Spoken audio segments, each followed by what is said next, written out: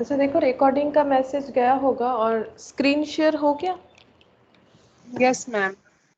अच्छा ठीक है, देखो आज हम लोग क्या करेंगे, कैश बुक का मैंने सारा कंसेप्ट तुम लोग को करवा दिया था। ठीक है, आज हम लोग थोड़ा सा क्वेश्चन का जो है वो प्रैक्टिस करेंगे। बेसिकली हम लोग ये ट्रिपल कॉलम कैश बुक का जो क्वेश्चंस होता है उस पर थोड़ा सा प्रैक्टिस करेंगे। तो तुम लोग अपना अपना जर्नल एंट्री मुझे बताना, ठीक है। इंडिविजुअली पूछेंगे तो बहुत टाइम लगेगा, लेकिन सब कोई पार्टिसिपेट करना तो तुम लोग को भी हेल्प हो जाएगा। ठीक है, तो चलो हम लोग ट्रिपल कॉलम कैश बुक काफी अच्छा अच्छा क्वेश्चन है, उससे स्टार्ट करते हैं। मतलब अगर इस तरह का क्वेश्चन हम लोग करेंगे तो कोई भी क्वेश्चन हम लोग सॉल्व कर सकेंगे। ठीक है, बहुत सारा करने का जरूरत नहीं है, ये सब स्टैंडर्ड क्वेश्चन है, बहुत सारे यहाँ पर ट्रांजैक्शन है। तो तुम लोग अपना अपना ट्रांजैक्शन जो है मुझे बताना, या फिर समझ में आता है तो मेरे साथ साथ करना, और कोई प्रॉब्लम होगा तो मुझे पूछ सकते हो। ठीक है, तो ये देखो यहाँ पर ट्रिपल कॉलम कैश बुक का पहला क्वेश्चन है, और तुम लोग देख सकते हो ये देखो कितना लेंथी है क्वेश्चन। ठीक है, तो बहुत सारा यहाँ पर एडजस्टमेंट है, तो तुम लोग को इतना बड़ा क्वेश्चन नहीं आएगा। ठीक है, हम इतना बोल सकते हैं, इतना ज्यादा लेंथी नहीं आएगा एक क्वेश्चन, लेकिन इसमें अलग अलग टाइप ऑफ ट्रांजैक्शन है, तो इससे तुम लोग का पूरा जो है ये हेल्प हो जाएगा। अच्छा, पहला क्वेश्चन है, हम इलास्ट्रेशन जो यहाँ दिख रहा है हम वही इलास्ट्रेशन लिख रहे हैं। ठीक है, इलास्ट्रेशन 3, इलास्ट्रेशन 3। अच्छा, यहाँ पर लिखते हैं कैश बुक।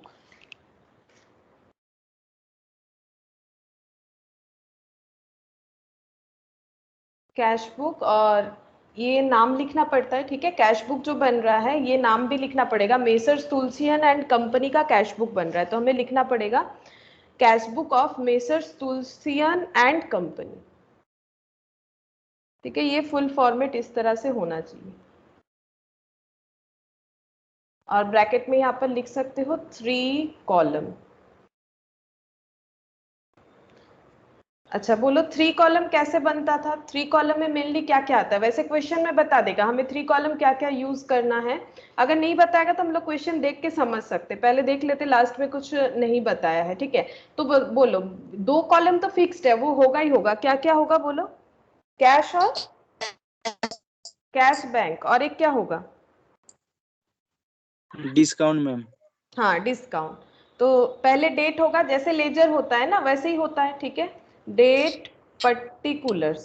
अच्छा, उसके बाद लेजर फोलियो, उसके बाद डिस्काउंट कॉलम लिख लेते हैं। तुम लोग कॉपी को मतलब घुमा लो अगर चाहते हो तो। ठीक है, क्योंकि काफी बड़ा होगा, अगर जगह नहीं होता है तो तुम लोग उसको घुमा लो कॉपी को।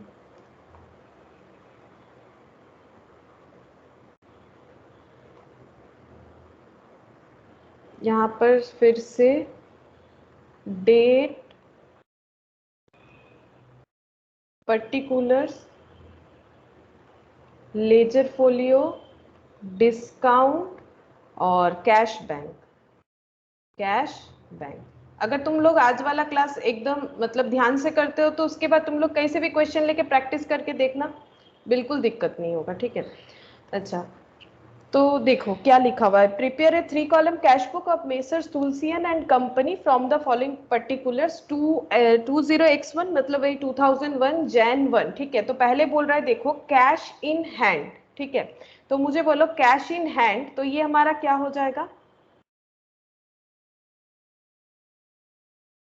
बोलो, कैश इन हैंड मतलब क्या होता है? 1 तारीख को अगर हमारे पास पहले से ही 50,000, ये क्या होता है? बैलेंस नहीं होता है, ओपनिंग बैलेंस बोलते हैं इसको। ठीक है, जब कोई भी मंथ का या ईयर का स्टार्टिंग में ही बोल रहा है मेरे पास कुछ है 50,000, कहाँ से आया? क्योंकि ये तो एक बिजनेसमैन का कैश बुक दिया हुआ है ना, मेसर्स तुलसियन एंड कंपनी, मतलब इनका बिजनेस है, तो इनके बिजनेस का कैश बुक बनाना है। ये बोल रहे हैं मेरे पास पहले से 50,000 है, तो कैसे आएगा? इसका मतलब बिजनेस पहले से कर रहे हैं, जनवरी में इनके पास प्रीवियस पैसा जो बच गया है वो 50,000 है। बोलो पैसा बचने से तुम लोग के लिए अच्छा है कि बुरा? मान लो तुम लोग के पास पैसा बच रहा है, अच्छा लगता है कि बुरा लगता है? बोलो, 50,000 फिर क्या होगा हमारे लिए? एसेट या लाइबिलिटी? बोलो, एसेट होगा, लाइबिलिटी होगा, इनकम एसेट है? मैम। एसेट, करेक्ट, क्योंकि कैश हमारा क्या होता है, एसेट होता है। तो यहाँ पर 20x1 लिखेंगे जैन, और यहाँ पर 1 तारीख था, तो एसेट है और ये मेरा ओपनिंग एसेट है, ओपनिंग, ठीक है, इसको बोलते हैं ओपनिंग एसेट। तो वो एसेट किधर लिखेंगे, ये कैश बुक का डेबिट साइड और उधर क्रेडिट साइड होता है, ठीक है। तो debit, all assets are debited, तो डेबिट साइड क्या लिखना पड़ेगा बोलो, टू।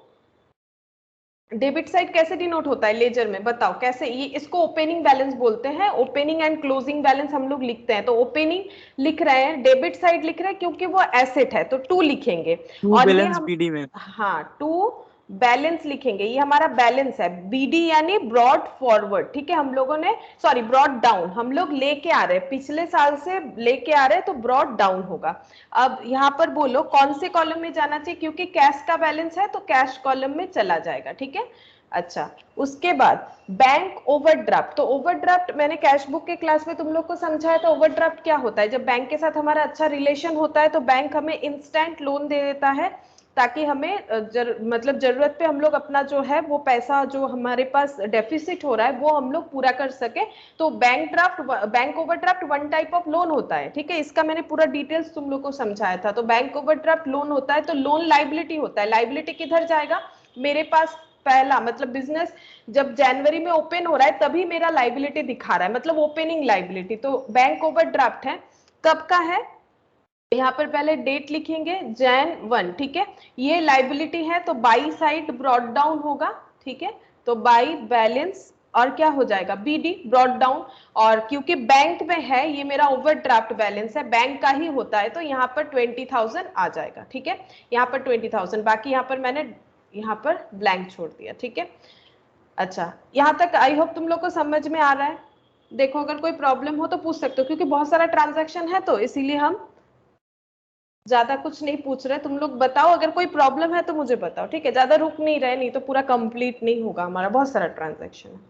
अच्छा, पेड इनटू बैंक, बैंक में पैसा जमा करने का एंट्री बोलो, कौन बोलेगा, फटाफट बोलो, पेड इनटू बैंक बोलो, जर्नल एंट्री अब तक तो याद हो जाना चाहिए, पेड इनटू बैंक, बैंक में पैसा account to cash account, bank account debit to cash, paid into bank, bank account debit to cash, तो कैसे एंट्री होगा, bank account debit to cash, तो टू साइड में टू जाएगा, टू क्या हो रहा है, रीड करके याद करो, टू कैश हो रहा है ना, तो पहले टू हम लोग इजीली लिख सकते हैं, हम तो ऐसे ही लिखते हैं, bank account debit to cash, तो टू साइड लिखेंगे टू कैश, ठीक है।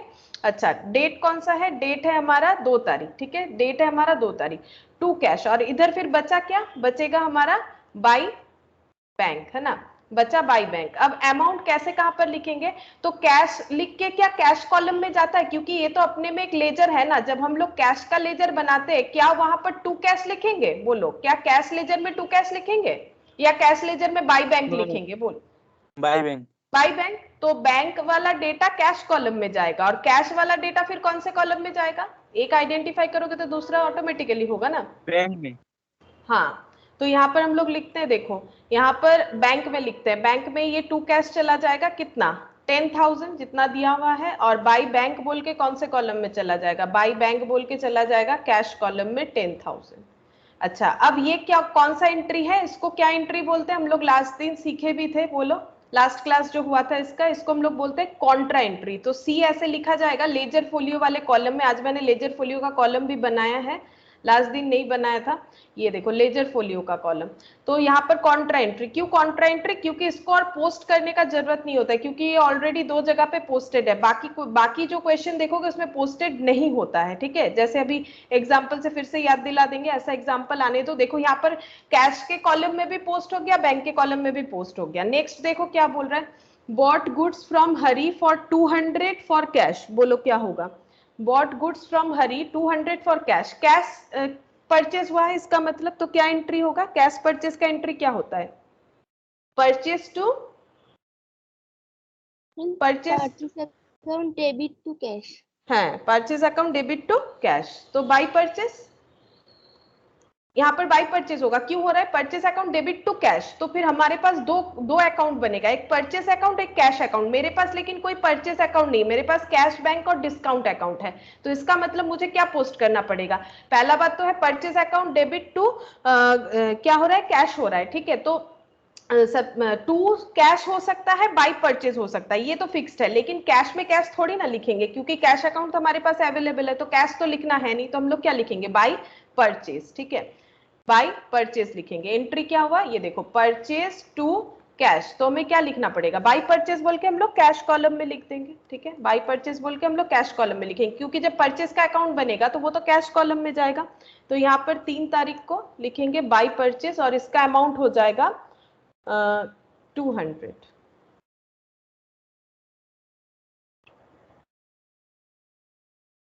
Good evening Snehashish.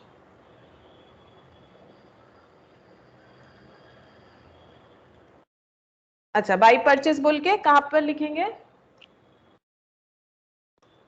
सब आउट हो गए।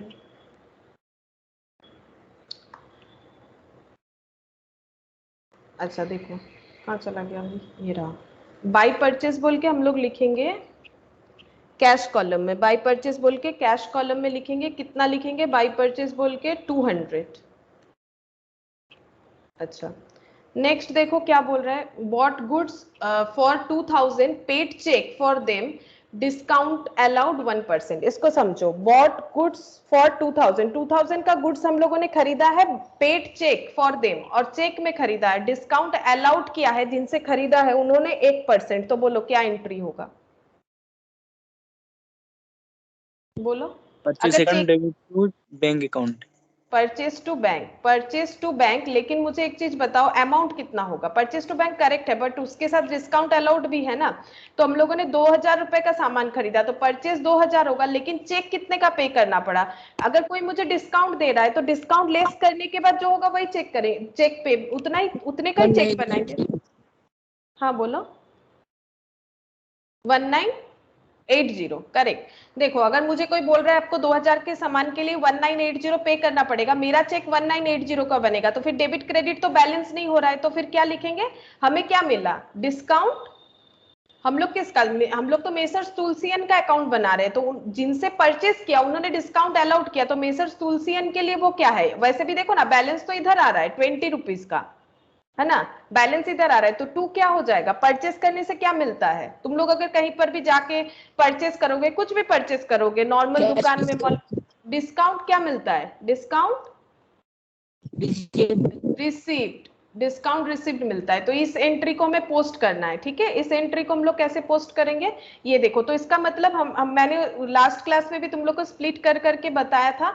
तो परचेज टू बैंक और परचेज टू डिस्काउंट, यही तो बना। ये देखो, परचेज टू बैंक एक बनेगा, फिर से आज एक बार याद दिला देते, फिर बनता है परचेज टू डिस्काउंट रिसिप्ट। ठीक है, अब डिस्काउंट रिसिप्ट 20 है, तो एक 20 वाला एंट्री बनेगा, एक 1980 वाला एंट्री बनेगा। ठीक है, एक 20 वाला, एक 1980 वाला।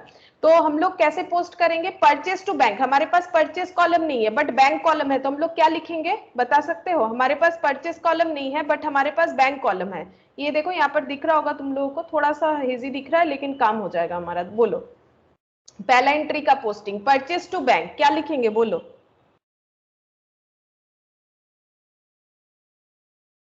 बोलो, परचेज टू बैंक, मेरे पास कौन सा लेजर है, मेरे पास कैश का। टू बैंक कैसे लिखेंगे, बोलो। टू बैंक अगर लिखेंगे तो मेरे मुझे तो परचेज, बाई परचेज। देखो, टू बैंक लिखने से गलत क्यों है, हम टू बैंक लिख देते हैं। ठीक है, लेकिन टू बैंक लिख के किसके कॉलम में देना पड़ेगा, तुम लोग अगर परचेज टू बैंक का 2 लेजर बनाओगे, एक परचेज लेजर, एक बैंक लेजर, एक परचेज लेजर बनाओगे, एक बैंक लेजर बनाओगे। अगर हम लोग लिखते टू बैंक, वो तो परचेज लेजर में लिखना पड़ेगा ना, बैंक में तो बैंक टू बैंक नहीं लिखेंगे। परचेज लेजर में अगर टू बैंक लिखेंगे तो मुझे बोलो कि यहाँ पर क्या हम लोग ऐसे, मतलब परचेज टू बैंक, मेरे पास परचेज लेजर क्या इसमें अवेलेबल है, इसमें मेरे पास कौन कौन सा लेजर है, एक डिस्काउंट, एक कैश और एक बैंक, ये तीनों अलग अलग लेजर है। बात समझ में आ रहा है। तो फिर ये कहां पर क्या बोल के लिखना पड़ेगा, बोलो, फिर क्लियर हुआ तो। क्या मेरा बात समझ में आया, by bank, by, by bank नहीं, ठीक से सोचो, बाई क्या होगा, बाई, बाई साइड में क्या है, टू तो बैंक है, बाई बैंक कैसे होगा, by purchase, by, ma'am by purchase. By purchase. देखो, ये सारा चीजें हमें समझना है कैश बुक में। ठीक है, किसी को भी कुछ डाउट लग रहा है पूछ सकते हो। बाई परचेज 1980 कौन से कॉलम में जाएगा, अगर हम लोग बाई परचेज लिख रहे हैं तो बैंक के कॉलम में जाना चाहिए, है ना। तो बैंक के कॉलम में लिखेंगे कितना 1980, तो बैंक कॉलम में लिख देते हैं, ये लेजर फोलियो का कॉलम, ये यहाँ पर, ये यहाँ पर, ये यहाँ हो जाएगा 1980, ये बैंक के कॉलम में चला गया। दूसरा एंट्री क्या था देखो यहाँ पर दिखाते, क्लियरली दिखेगा। दूसरा एंट्री था परचेज टू डिस्काउंट रिसिप्ट, है ना। तो तुम लोग के पास कौन सा कॉलम है, बोलो तुम लोग के पास कौन सा कॉलम है कैश बुक में, मतलब कौन सा लेजर है, परचेज का लेजर है या डिस्काउंट का लेजर है? डिस्काउंट। तो फिर डिस्काउंट लेजर में क्या पुट करोगे, डिस्काउंट में डिस्काउंट पुट करोगे या कुछ और पुट करोगे? बोलो, डिस्काउंट में डिस्काउंट पुट करोगे या कुछ और पुट करना पड़ेगा? डिस्काउंट लेजर में डिस्काउंट पुट थोड़ी ना करेंगे, तो क्या करेंगे जो बचा हुआ है? बोलो, डिस्काउंट में डिस्काउंट, हाँ डिस्काउंट में डिस्काउंट नहीं पुट करेंगे तो क्या पुट करेंगे? परचेज। अब परचेज कौन से हालत में है, बाई, तो बाई परचेज लिखेंगे, ठीक है। तो बाई परचेज लिखेंगे, यहाँ पर लिखते हैं, ये देखो बाई परचेज ऑलरेडी लिखा हुआ है, तो डिस्काउंट हम लोगों को मिला है, ये क्रेडिट है, तो डिस्काउंट जब मिलता है तो वो क्रेडिट होता है, तो ये 20। बोलो, समझ में आया कैसे करके पोस्ट करना है? बताओ, क्या समझ में आया कैसे करके पोस्ट करना है? Yes ma'am. Yes ma'am. ये देखो, ये लॉजिक लगाओ और धीरे धीरे फॉलो करते जाओ, जैसे बोल रहे हैं तो तुम लोग को और भी क्लियर हो जाएगा। बहुत सारा ट्रांजैक्शन है, धीरे धीरे और भी तुम लोग को ग्रिप आ जाएगा। अच्छा, उसके बाद देखो 5th number, sold goods to Mohan for cash ₹1175। बोलो, ये तो आसान सा एंट्री है, मोहन को गुड्स बेचा है, बोलो कैश में, तो क्या होगा, कैश टू सेल्स 1175। अच्छा बोलो, कौन सा लेजर है तुम लोग के पास? 3 ही तो लेजर है, कैश, बैंक, डिस्काउंट, कौन सा लेजर है तुम लोग के पास इस एंट्री के लिए? कौन सा? कैश। तो कैश में कैश तो लिख नहीं सकते, सेम लेजर में सेम अकाउंट को पोस्ट, तो बचा क्या, टू सेल्स, ठीक है। तो टू सेल्स, तो ये टू साइड चला जाएगा, इस तरह से तुम लोग कर सकते हो। टू सेल्स हो जाएगा 5 तारीख, यहाँ पर लिखते हैं 5 तारीख को टू सेल्स बोल के बोलो, कौन से कॉलम में जाएगा, कौन से लेजर को फॉलो करके यहाँ पर लिखा था, उसी लेजर में जाना चाहिए। यस। कैश, हाँ कैश, बस इतना सा बात ध्यान रखो, हो जाएगा।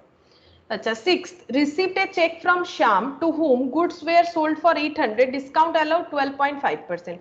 श्याम से एक चेक मिला है जिनको हम लोगों ने गुड्स बेचा था 800 रुपए का और डिस्काउंट अलाउड किया है 12.5%। तो श्याम से अगर चेक मिला है तो क्या एंट्री होगा? चेक मिलने से बैंक अकाउंट डेबिट करोगे, बोलो बैंक अकाउंट डेबिट करोगे, बैंक अकाउंट डेबिट। और उनको अगर हम लोगों ने, अच्छा गुड्स बेचा है, अगर तुम लोग किसी को कुछ बेचते हो तो उनसे डिस्काउंट लोगे या उनको डिस्काउंट दोगे? कोई भी चीज बेचते हो तुम लोग का, कोई भी शॉप है, तुम लोग कस्टमर को डिस्काउंट दोगे ऑब्वियसली। तो डिस्काउंट देने को अलाउड बोला जाता है। डिस्काउंट देने से हमारा थोड़ा सा क्या होता है, लॉस तो होता ही है, ठीक है, मतलब थोड़ा सा कम हमारा अर्निंग होता है। डिस्काउंट अलाउड टू, अब कौन से कस्टमर को हम लोगों ने ये चीज चेक लिया है, कौन से वाले कस्टमर से? कस्टमर का नाम है श्याम, ठीक है। तो ये श्याम जो है, इनको हम लोग डेबिट किए थे शायद पहले, क्योंकि अभी चेक रिसीव किया ना, तो डेबिट किए थे, उनको क्रेडिट कर दिया। अब बोलो, उनको 800 रुपए का प्रोडक्ट बेचा था। हाँ बोलो बैंक के जगह कैश, बैंक में तुम्हारा आवाज कट जा रहा है आज, पता नहीं क्यों। अच्छा बोलो, डिस्काउंट कितना होगा? बोलो डिस्काउंट कितना होगा? 800 रुपए पे 12.5%। बोलो कितना डिस्काउंट होगा? 800 पे 12.5% तुम लोग इंटू करो, कितना होगा बोलो?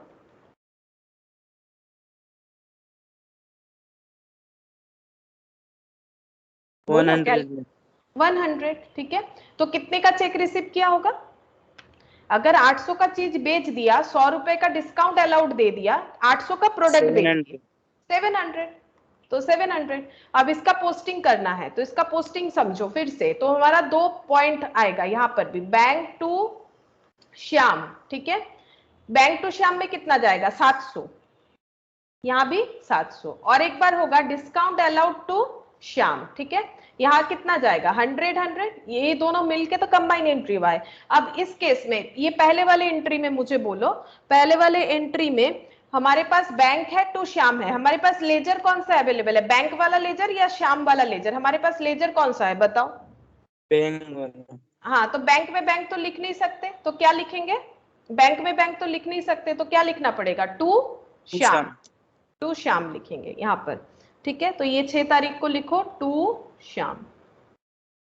और लेजर कौन सा था? बैंक। बैंक वाले लेजर में चलते हैं, कितना लिखेंगे? 700, ठीक है। तो ये वाला हो गया बैंक टू श्याम। ये देखो यहाँ पर हम इसको हटा देते हैं, ये वाला लेजर कंप्लीट। बचा क्या? Discount allowed to Shyam. बोलो कौन सा कॉलम है, कौन सा लेजर है तुम लोगों के पास? डिस्काउंट। डिस्काउंट, ठीक है। तो डिस्काउंट में डिस्काउंट लिख नहीं सकते तो क्या लिखना पड़ेगा? टू श्याम, जो ऑलरेडी लिख रखा है ना। टू श्याम ऑलरेडी लिख रखा है, दोबारा नहीं लिख के हम लोग यहाँ पर ही 100 लिख सकते हैं, जैसे हम लोगों ने लास्ट दिन सीखा भी था। मतलब इसके पहले जिस दिन क्लास हुआ था, लास्ट क्लास तो थोड़ा सा उस दिन इलेक्ट्रिसिटी नहीं था, जो भी हो, अगर तुम लोगों ने याद किया है तो ऐसे ही किया था सेम हम लोगों ने, ठीक है। अच्छा, 7th, Shyam check deposited into the bank. अच्छा, श्याम का जो चेक है वो अब बैंक में डिपॉजिट करने वाले हैं। बोलो इसका क्या एंट्री होगा? श्याम का चेक अगर बैंक में डिपॉजिट कर रहे हैं तो क्या एंट्री होगा? अच्छा, मैंने एक चीज यहाँ पर गलत कर दिया। अच्छा, ये चीज शायद मुझे विश्वजीत बता रहे थे। Shyam check deposited into bank, Shyam का चेक दूसरे दिन डिपॉजिट हुआ है और चेक रिसीव हुआ है 6 तारीख को। तो इसका रूल्स मैंने बताया था कि चेक जिस दिन रिसीव हो रहा है, अगर डिपॉजिट दूसरे दिन हो रहा है तो उसमें एंट्री में क्या फर्क बताया था? बोलो, ये चीज शायद विश्वजीत मुझे बता रहे थे। आई थिंक मुझे आवाज क्लियर नहीं आ रहा था। ये देखो यहाँ पर श्याम का चेक इधर मिल रहा है, डिपॉजिट है तখন कैश হবে। ये देखो, ठीक, तब कैश होना चाहिए ना। अगर तुम लोग अपने कॉपी में देखोगे ना, आज मैंने वो वाला पुराना स्लाइड नहीं खोला है, बिल्कुल नया वाला स्लाइड ले लिया यहाँ पर। अगर तुम लोग देखोगे तो तुम लोग को मिल जाएगा, मैंने लिखवाया था पुराने वाले। एक बार यहाँ दिखा देते हैं अगर मिल जाता है मुझे। एक्चुअली मैंने ये, तुम लोग अपने कॉपी में एक बार देखो ताकि तुम लोग को याद आ जाए।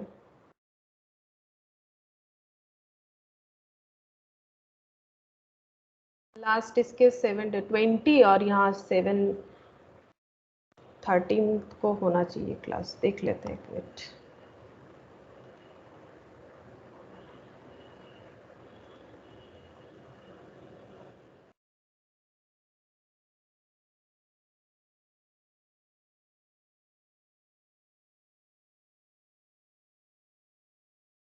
अगर तुम लोगों ने लिखा है तो मिल जाएगा तुम लोगों को।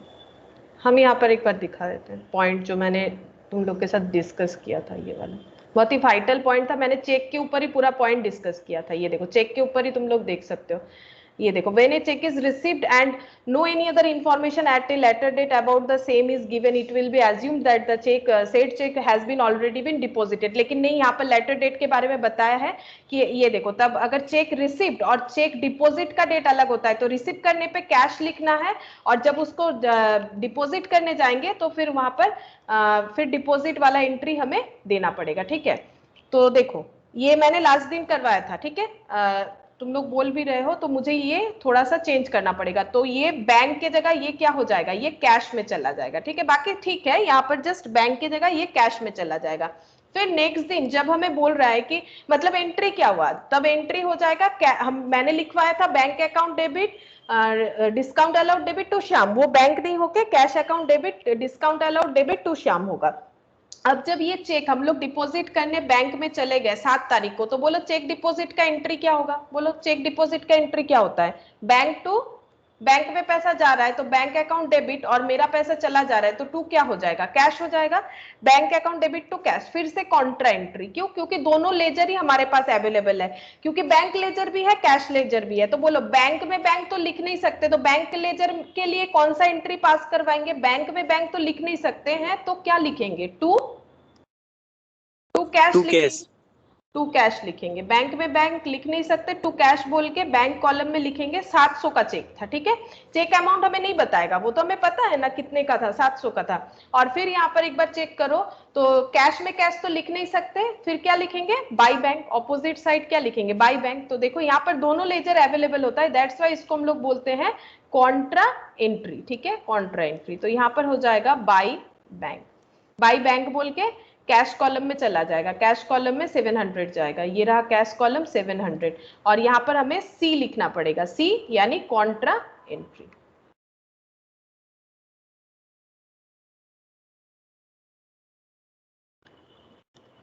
अच्छा, नेक्स्ट देखते हैं क्या दिया हुआ है।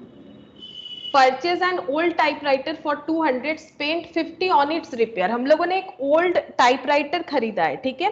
तो टाइपराइटर क्या होता है, फिक्स्ड एसेट होता है, क्योंकि ये हम लोग मोर देन 1 ईयर यूज कर सकते हैं ना। जो भी चीज हम लोग मोर देन 1 ईयर किसी चीज का बेनिफिट अगर लेते हैं, वही तो फिक्स्ड एसेट बन जाता है किसी एक बिजनेस साइकिल में, ठीक है। तो टाइपराइटर एक फिक्स्ड एसेट है। तो टाइपराइटर खरीदने से एंट्री क्या होगा, बोलो। फिक्स्ड एसेट खरीदने का एंट्री क्या होता है? Purchase account debit to cash account. नहीं, परचेज नहीं होता है। फिक्स्ड एसेट खरीदने से क्या होता है, बोलो। फिक्स्ड एसेट खरीदने से फिक्स्ड एसेट का नाम लिखना पड़ता है ना। अगर बिल्डिंग खरीदते हैं तो क्या लिखते हैं, परचेज नहीं लिखते हैं। अरे आज बहुत नेटवर्क इशू है, सभी टाइपराइटर हाँ अकाउंट डेबिट टू कैश। है typewriter account debit to cash, ठीक। तो यहाँ पर लिखेंगे typewriter account debit to cash. तो टाइपराइटर अकाउंट डेबिट कितना हो जाएगा, 200 टू कैश 200। लेकिन यहाँ पर एक पॉइंट देखो, 50 ऑन इट्स रिपेयर। देखो अगर हम लोग ओल्ड टाइपराइटर खरीद रहे हैं मतलब पुराना, ठीक है, मतलब सेकेंड हैंड खरीद रहे हैं। अब सेकेंड हैंड चीज खरीद रहे हैं तो वो उतना अच्छा नहीं था, तो उस पर हम लोगों ने 50 रुपीज का खर्चा किया ताकि वो सही हो जाए, ठीक है। उसमें कुछ रिपेयर का जरूरत था तो हम लोगों ने 50 रुपीज खर्चा किया। अब बोलो तुम लोग फिर इस टाइपराइटर का मतलब वैल्यू कितना लगाओगे? अगर यूज करने के पहले 50 रुपए खर्चे कर दिए उस पे, तो टाइपराइटर कितने का हो गया एक्चुअली? जैसे तुम लोग ऐसे सोच सकते हो, है 250। 150 में। हाँ 250, क्योंकि ये टाइपराइटर के कॉस्ट में ऐड हो जाएगा, क्योंकि हम लोगों ने यूज ही नहीं किया। लेकिन यूज करने के पहले जितना भी खर्चा होगा, चाहे वो ओल्ड प्रोडक्ट हो चाहे वो न्यू प्रोडक्ट हो, ठीक है, यूज करने के पहले जितना भी खर्चा होगा उसको हम लोग उसके प्राइस के साथ ऐड कर देंगे। आज नेटवर्क इश्यू बहुत ज्यादा है, सभी आउट हो जा रहे हैं, ठीक है चलो। ম্যাম আমার স্ক্রিন শো করছে না।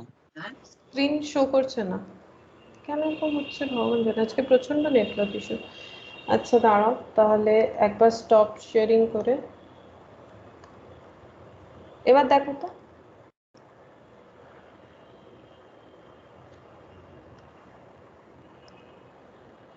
এবার শো করছে?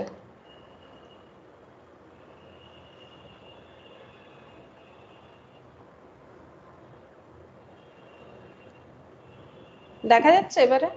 না ম্যাম। अच्छा रुको 1 मिनट, तुम लोग मतलब लीव मत करना, हम लीव करके रीजॉइन करते हैं, शायद प्रॉब्लम शॉर्ट आउट हो जाए। तुम लोग लीव मत करना, तुम लोग रह जाओ।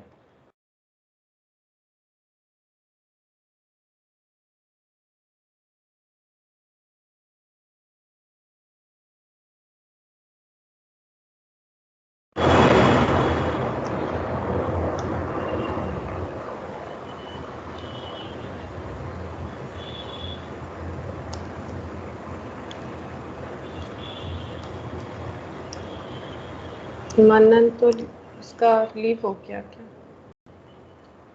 अच्छा देखो तुम लोग को दिख रहा है, विश्वजीत अर्पिता तुमरा देखते पाচ্ছ स्क्रीनটা? Yes ma'am. यस अच्छा मैम दिख ठीक रहा है, ठीक है चलो स्क्रीन तुम लोग को दिख रहा है। मानन तो आउट हो गया, देखते हैं आता है तो पूछ लेंगे, ठीक है। चलो रिकॉर्डिंग शेयर करेंगे जिन लोग का इतना नेटवर्क इशू हो रहा है, पता नहीं क्यों आज। मौसम भी ठीक है फिर भी नेटवर्क इशू हो रहा है आज। टाइपराइटर टू कैश 250 हो जाएगा, ठीक है। टाइपराइटर टू कैश 250 हो जाएगा।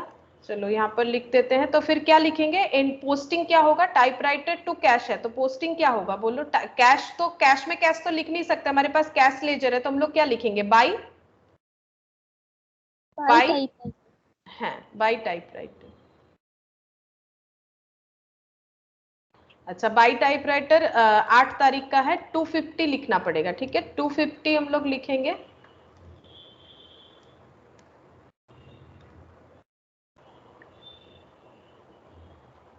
দেখা যাচ্ছে মান্নান স্ক্রিন? है मैम। अच्छा तो typewriter to cash by typewriter 250 हम लोगों ने यहाँ पर पुट कर दिया, ठीक है, बाई टाइपराइटर बोल के। तो यहाँ पर हो गया, चलो 250। अच्छा 250 लिखा नहीं था, बोलो कौन से कॉलम में लिखेंगे? कैश में खरीदा है तो कैश कॉलम में लिखना चाहिए, ठीक है।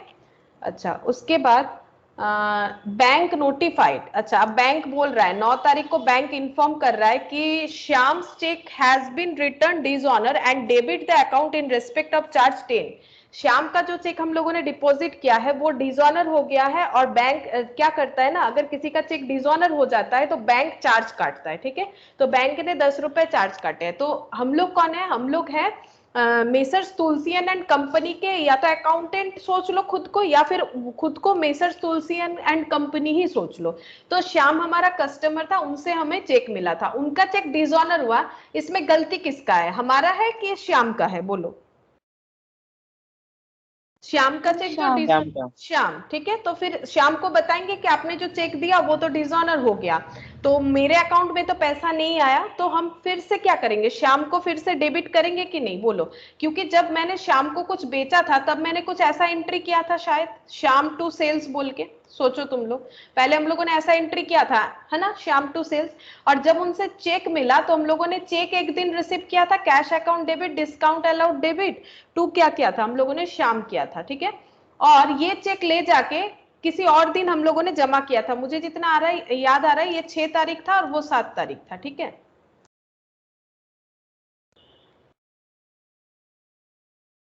अच्छा, ये 6 तारीख था, और देखो हम लोगों ने 7 तारीख जो है चेक को डिपॉजिट कर दिया था। तब हम लोग एंट्री ऐसे किए थे, बैंक टू कैश, है ना। इस ये देखो हम अमाउंट नहीं लिख रहे, लेकिन हम लोग ट्रांजैक्शन तो इजीली समझ सकते हैं। देखो श्याम को पहले सेल कर दिया था जो कि क्रेडिट सेल था, तभी तो बाद में चेक रिसीव किया था। तो देखो श्याम और श्याम कैंसिल हो गया था, तो एंट्री क्या बना था, अगर हम लोग कैश सेल करते हैं डिस्काउंट के साथ जो एंट्री होता है, cash discount allowed to sales, but हमें कैश में पैसा नहीं मिला था, हम लोगों को चेक में मिला था। लेकिन हम लोग जिस दिन चेक लिए थे उस दिन बैंक नहीं जा पाए, दूसरे दिन गए, तो हम लोगों को कैश लिखना पड़ता है। तो हम लोग कैश कैश देखो यहाँ कैंसिल हुआ, तो चेक में एंट्री पूरा जैसे होता है सेल का वैसे ही एंट्री बन गया था, bank discount allowed to sales. लेकिन अब बैंक वाला हमें बता रहा है, इन्फॉर्म कर रहा है कि आपका जो चेक था वो डिसऑनर हो गया है। तो डिसऑनर होने से हम लोग शाम को बताएंगे कि भाई आपसे मुझे जो पैसा मिलने वाला था वो नहीं मिला, आपका चेक डिसऑनर हो गया है। तो क्या हम लोग फिर श्याम से पैसा मांग सकते हैं, बोलो, ये गलत बात तो नहीं, हम लोग श्याम से पैसा मांगेंगे कि नहीं मांगेंगे, बोलो। Yes ma'am. मांगेंगे। तो श्याम को फिर से क्या बनाएंगे, डेबिट, जिससे पैसा मिलता है उसको हम लोग क्या करते हैं, डेबिट करते हैं, है ना। श्याम को हम लोग डेबिट करेंगे। अच्छा, जो डिस्काउंट दिया था अब देना चाहोगे कि नहीं चाहोगे, बोलो, क्योंकि उनके वजह से तो ऑलरेडी नो 10 मैम। नहीं होता है, ठीक है, बिजनेस में भी होता है। जो डिस्काउंट मांगे थे ना वो डिस्काउंट वापस ले लेंगे। तो डिस्काउंट अलाउड किया था, डिस्काउंट को अगर कैंसिल करना है तो इसको डेबिट किया था, इसको क्या करेंगे, क्रेडिट टू डिस्काउंट कर देंगे, ठीक है। कितने का डिस्काउंट दिया था अगर तुम लोग देखो तो 100 रुपीज का था, ठीक है। अच्छा, और यहाँ पर जो चेक है वो कितने का था, याद करो, श्याम को सेल हम लोगों ने 800 रुपए का किया था, उनसे हम लोगों ने 700 रुपए का चेक मांगा और उनको डिस्काउंट दिया था, आई थिंक 12.5%, कितना आया था, 100 रुपए आए थे, ठीक है, 100 रुपए आए थे। और यहाँ पर 800 ऐसे बना था। फिर हम लोगों ने 700 रुपए वाला चेक बैंक में जमा किया, तुम लोग अपने इसमें देख सकते हो एंट्री में, ठीक है। तो 700 रुपए का चेक, ये देखो ये ऐसा था, 800 का सेल किया था, 700 रुपए का चेक हम लोगों ने मांगा, डिस्काउंट, डिस्काउंट अभी नहीं देंगे, डिस्काउंट वापस कर लिया। चेक कितने का कैंसिल हुआ, 700 रुपए का। तो चेक कैसे डेबिट था, बैंक बोल के, तो इसको टू बैंक बोल के कैंसिल करना पड़ेगा, मतलब चेक फिर से कैंसिल हो गया। ये देखो, bank debit bank credit cancel, discount cancel हो जा रहा है, ठीक है। तो फिर से हमारा क्या बन गया, देखो पूरा चीज देखो, मैंने यहाँ पर पूरा काट के दिखाया, तो फिर हमारा बना क्या, यहाँ पर तो 800 होगा, श्याम अकाउंट डेबिट बचा हुआ है और यहाँ पर सेल्स बचा हुआ है। बोलो, इसका एनालिसिस समझ में आया, क्या बचा हुआ है, Shyam account debit to sales, yes ma'am. सबको समझ में आ रहा है। पहले ये सेल वाला एंट्री, श्याम टू सेल्स, फिर चेक रिसिप्ट का एंट्री, फिर चेक डिपॉजिट का एंट्री, ये चेक डिसऑनर का एंट्री। चेक डिसऑनर होने से कस्टमर को ही बोलेंगे भाई श्याम तुम्हारा चेक डिसऑनर हो गया, तो तुम्हें हम फिर से डेबिट करते, तो श्याम को डेबिट, देखो पहले श्याम डेबिट हुआ था, श्याम क्रेडिट होके कैंसिल हुआ। फिर देखो बैंक कैश और कैश हम लोग कैंसिल कर देते, बचा क्या था, बैंक डिस्काउंट और सेल्स। लेकिन जैसे ही खबर आया कि हमारा चेक जो है हमें जो मिला था वो डिसऑनर हो गया, हम लोगों ने तुरंत शाम को डेबिट कर दिया, चेक को कैंसिल कर दिया। तो ये देखो, टू बैंक और बैंक डेबिट और बैंक क्रेडिट कैंसिल हो गया, डिस्काउंट जो था वो भी हम लोगों ने हटा दिया। तो बचा क्या, डिस्काउंट हट गया, बैंक हट गया, बचा श्याम और इधर टू सेल्स। तो देखो फिर से कौन सा एंट्री हो गया, श्याम टू सेल्स का मतलब कौन सा एंट्री हो गया, पहला वाला। पहला वाला मतलब कौन सा एंट्री, फिर से हम लोग एकदम स्टार्टिंग पोजीशन में आ गए कि श्याम आपको सेल करने से जो मेरा एंट्री था हम वहीं पर पहुंच गए। मतलब हम ये मान रहे हैं कि सारा प्रोसेस छोड़ो क्योंकि डिसऑनर हो गया है, फिर से ये मानो कि 800 रुपए का सेल हुआ है। बोलो, समझ में आया। Yes, ma'am. Yes, ma'am. अच्छा, तो हम लोग ये वाला एंट्री पोस्ट करेंगे। ये सब तो हम लोग पोस्ट करते हुए आ चुके हैं, हमें कौन सा एंट्री पोस्ट करना है? ये वाला, ठीक है। लेकिन एंट्री क्या होगा ये मैंने समझाया। तो Shyam to discount to bank, तो इसको अगर स्प्लिट करते हैं तो मेरा दो अकाउंट बनता है, श्याम टू डिस्काउंट और एक बनता है श्याम टू बैंक। तो हमारे पास कौन सा लेजर है? एक डिस्काउंट का लेजर है, एक बैंक का लेजर है। तो दोनों केस में ही बाय श्याम लिखना पड़ेगा। अगर हम लोग डिस्काउंट लेजर में पोस्ट करेंगे तो बाय श्याम, बैंक लेजर में पोस्ट करेंगे तो बाय श्याम। तो हम लोग पोस्ट कर लेते हैं बाय श्याम बोल के, ठीक है। बाय श्याम बोल के डिस्काउंट कॉलम में 100 और बैंक कॉलम में 700, ठीक है। तो यहां पर लिखेंगे बाय श्याम। ये डेट है हमारा 9 तारीख का, बाय श्याम। डिस्काउंट कॉलम में कौन सा है? ये वाला। डिस्काउंट कॉलम में 100, डिस्काउंट वापस ले लिया और बैंक मतलब चेक को कैंसिल कर दिया। ये रहा, चेक को कैंसिल कर दिया।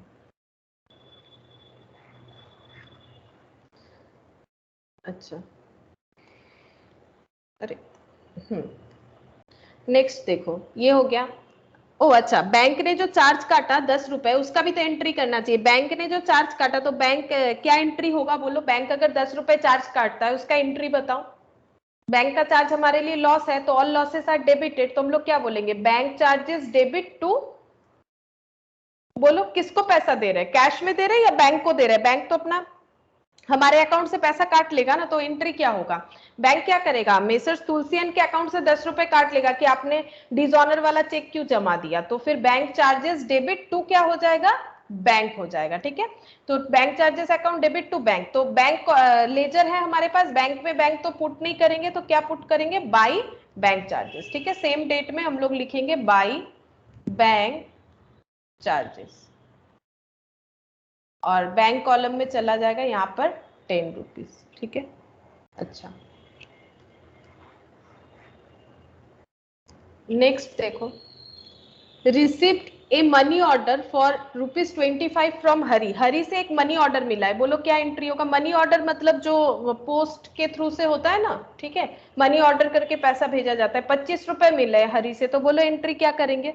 हरी अकाउंट डेबिट टू क्या होगा? मनी ऑर्डर करने से घर पे पैसा जो आता है वो एक मतलब एनवेलप में पैसा पोस्ट ऑफिस से मतलब एनवेलप में उसको डाल के दिया जाता है, ये प्रोसेस होता है। तो वो घर पे जब आता है, आप वो एनवेलप खोलोगे तो वहां पर आपको जो पैसा आया हुआ है, जो जिसने सेंड किया है वो मिल जाएगा। जैसे लेटर डिलीवरी होता है ना पोस्ट के थ्रू से, पोस्ट ऑफिस के थ्रू से, वैसे ही पोस्ट ऑफिस के थ्रू से मनी ऑर्डर भी होता है, मतलब पैसा भेज दिया जाता है, ठीक है। मनी ऑर्डर कर सकते हैं। तो मनी ऑर्डर क्या है? तो हमारे पास कैश आता है, मनी ऑर्डर करने पे कैश आता है। तो 10 तारीख का एंट्री होगा, तो पैसा आया कैश अकाउंट डेबिट, किन से आया? हरी से आया। तो क्या एंट्री होगा? कैश अकाउंट डेबिट टू हरी। तो देखो कैश में कैश कॉलम है हमारे पास, बट मतलब कैश का लेजर है, तो कैश के लेजर में तो कैश नहीं लिखेंगे, तो क्या लिखेंगे? टू हरी। और हरी का लेजर तो है नहीं कि पोस्ट करे, तो यहां पर लिखेंगे कैश में 25 रुपए। अच्छा, फिर देखो ये वाला, श्याम सेटल्ड हिज अकाउंट। अब वो श्याम वाला कंडीशन फिर से आ गया। Shyam settled his account by means of a cheque 820 rupees 20 being for interest charge. तो देखो श्याम से कितना ले लिया इन्होंने? 800 के जगह 820 ले लिया और 20 रुपए इंटरेस्ट ले लिया। एक्चुअली वो 10 रुपए जो बैंक वाले ने उनको मतलब काटा था ना, तो वो पैसा ये यहाँ पर एडजस्ट कर लिए। बैंक वाले ने जो बैंक चार्ज ले लिया था वो तो इनका गलती नहीं था, तुलसीयन का, वो गलती श्याम का था। तो देखो श्याम से एक्स्ट्रा पैसा इन्होंने रिकवर कर लिया, ठीक है। और ऊपर से पैसा देने में डिले करने के लिए 10 रुपए का इंटरेस्ट मतलब 10 रुपए और भी चार्ज किए, कुल मिला के 20 रुपए चार्ज किए, जो यहाँ पर इंटरेस्ट के नाम पे हमें दिया हुआ है, ठीक है। इंटरेस्ट हिसाब से हमें दिया हुआ है। तो श्याम ने अपना अकाउंट सेटल्ड कर लिया। तो श्याम लास्ट कैसे हालत में था हमारे पास? श्याम का लास्ट एंट्री हमारे पास ये बना हुआ था, श्याम टू सेल्स 800। हम लोग अभी उसका पूरा एनालिसिस करके देखें। अब श्याम से हम लोगों ने कितना लिया? 820। तो बोलो क्या एंट्री होगा? श्याम से अगर पैसा मिल रहा है तो हम लोग क्या बोलेंगे? बैंक अकाउंट चेक में दिया है ना, तो बैंक अकाउंट डेबिट। अब देखो इसके बारे में दूसरा कोई डेट नहीं दिया हुआ है कि श्याम का चेक कब सेटल होगा, सॉरी कब हम लोग डिपॉजिट करने जा रहे हैं, उसके बाद कुछ नहीं बताया। इसका मतलब हम लोग ये मानेंगे जिस दिन चेक मिल रहा है उसी दिन डिपॉजिट कर रहे हैं। तो बैंक अकाउंट डेबिट, चेक में मिला कितना? 820, ठीक है। अच्छा 820 का चेक मिल गया और हम लोगों ने श्याम से इंटरेस्ट लिया है 20 रुपए। तो हम लोग ऐसे लिखेंगे बैंक अकाउंट डेबिट, ठीक है। और यहाँ पर हो जाएगा टू श्याम 800 और टू इंटरेस्ट, ठीक है, टू इंटरेस्ट 20। अब इंटरेस्ट जो है मेसर्स तुलसीयन के लिए उनका इनकम है, उनका गेन है, क्योंकि उन्होंने 20 रुपए और भी कमाए। एक्चुअली 800 का सेल किया था, लेकिन शाम ने मिडिल में गलती किया, डिसऑनर वाला चेक देके, इसीलिए शाम से उन्होंने और भी 20 रुपए एक्स्ट्रा मांग ली। किस बात के? इंटरेस्ट के, जो कि उनका इनकम है। और शाम को डेबिट कर रखा था, शाम को कैंसिल कर दिया क्रेडिट, और टोटल चेक बोला कि मुझे 820 का चेक दे दो, तो हमें चेक मिला 820 का, तो 820 का चेक मिला टू श्याम टू इंटरेस्ट, ठीक है। तो अब इसका पोस्टिंग कैसे होगा? देखो, हमारे पास बैंक टू श्याम और बैंक टू इंटरेस्ट, ये दो तरह से बनेगा। तो हमारे पास ना तो श्याम का लेजर है ना तो इंटरेस्ट का लेजर है, बट बैंक का लेजर है। तो बैंक टू श्याम हो रहा है और बैंक टू इंटरेस्ट हो रहा है। तो हम लोग जब बैंक टू श्याम करेंगे तो टू श्याम लिखेंगे, ठीक है। तो बैंक टू श्याम करेंगे तो बैंक में बैंक तो लिखेंगे नहीं, टू श्याम लिखेंगे, ठीक है। तो यहाँ पर लिखते हैं टू श्याम, डेट हो जाएगा 11th, टू श्याम बोल के बैंक में, ये देखो बैंक टू श्याम, कितना लिखेंगे? 800। अब देखो, तुम लोग गलती से 820 मत लिख देना, हम बार बार स्प्लिट करके नहीं दिखा रहे तुम लोग। ये देखो ऐसे होगा, बैंक टू श्याम जो कि 800 का होगा, क्योंकि श्याम डेबिट 800 से था, याद करो, मैंने यहाँ पर अभी लिख के दिखाया था जो लास्ट तुम लोगों ने एंट्री किया था। फिर हो जाएगा बैंक टू इंटरेस्ट, ठीक है, 2020। एक चीज याद रखना, ये एंट्री कभी पोस्ट नहीं होता है, 820 का जो वैल्यू वो ये कभी भी कहीं पोस्ट नहीं होता है, हमेशा स्प्लिटेड वैल्यू ही पोस्ट होता है। तो इसको पोस्ट करने का सोचना भी मत, क्योंकि ये इस तरह से बना हुआ है, ठीक है। तो यहाँ पर बैंक टू श्याम, श्याम के बैंक कॉलम में 800 और इंटरेस्ट बोल के 20, ठीक है। तो यहाँ पर लिखेंगे bank to Shyam, bank column में 800, और ये देखो to interest, bank to interest, तो सेम डेट पे टू इंटरेस्ट, टू इंटरेस्ट बोल के बैंक कॉलम में 20।